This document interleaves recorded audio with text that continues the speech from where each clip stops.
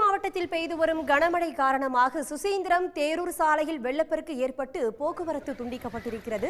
இது பற்றி விரிவான தகவலை தர காத்திருக்கிறார் செய்தியாளர் வேலாயுத பெருமாள். விவரங்கள். கண்டிப்பாக. அதாவது கன்னியாகுமரி மாவட்டத்தில் கடந்த ஒரு வார காலமாக மேற்கு தொடர்ச்சி மலையை ஒட்டிய கிராமங்களிலும் உள்பகுதிகளிலும் கனமழை பெய்து வருகிறது.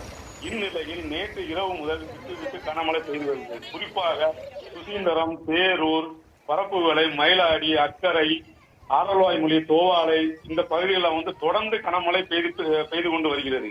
இதில் மாவட்டத்தில் முக்கிய பாசன குளங்களில் ஒன்றான தேரூர் பகுதியில் அமைந்துள்ள தேரூர் பெரிய குளம் முழுவதுமாக நிரம்பியது.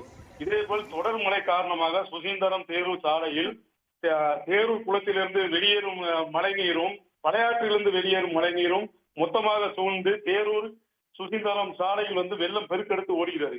இதன் காரணமாக பழையாற்றின் கரையோரம் அமைந்துள்ள அக்கரை பகுதியில் உள்ள தான்மாலய நகர் மற்றும் அதை சுற்றியுள்ள குடியிருப்புகள் உள்ள மாடி குடியிருப்புகள் மற்றும் கீழ் குடியிருப்புகள் என அனைத்து பகுதிகளிலும் வெள்ளம் சூழ்ந்துள்ளது. அதே போல் தேரூர் சுசீந்திரம் சாலையிலும் வெள்ளம் சூழ்ந்துள்ளதால் போக்குவரத்து முற்றிலுமாக துண்டிக்கப்பட்டுள்ளது.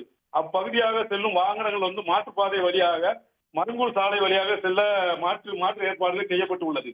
அதே போல இவ்வாறு குடியிருப்புகளுக்குள் மழை வெள்ளம் சூழ்ந்துள்ளதால் இங்கு உள்ள குடியிருப்பு வாசிகளுக்கு அத்தியாவசிய தேவைகளில் கூட அவர்களுக்கு வீடுகளை விட்டு வெளியே வர முடியாத சூழ்நிலை ஏற்பட்டுள்ளது. மேலும் கனமழையின் முன்னெச்சரிக்கை காரணமாக மின்சார சேவையும் அவ்வப்போது துண்டிக்கப்பட்டு வருவதால் அவர்களுக்கான உணவு சமைப்பதற்கான அத்தியாவசிய தேவைகளையும் அவர்களால் செய்ய முடியாமல் மிகவும் சிரமப்பட்டு கொண்டிருக்கிறார்கள்.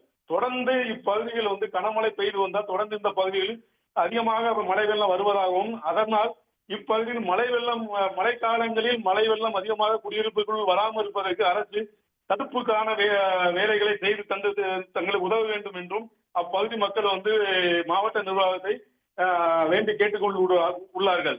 மேலும் தொடர்ந்து கனமழை பெய்து வந்தால் தங்களுடைய வீடுகள் முழுவதுமாக மூழ்கும் ஒரு அபாய கட்டமும் இருப்பதாகவும் அப்பகுதி மக்கள் வேதனையுடன் தெரிவித்துள்ளார்கள். வேலாயுத பெருமாள், தற்போதைய விவரங்களுக்கு நன்றி. உடனுக்குடன் செய்திகளை தெரிந்து கொள்ள சன் நியூஸ் பெல் ஐகானை கிளிக் பண்ணுங்க.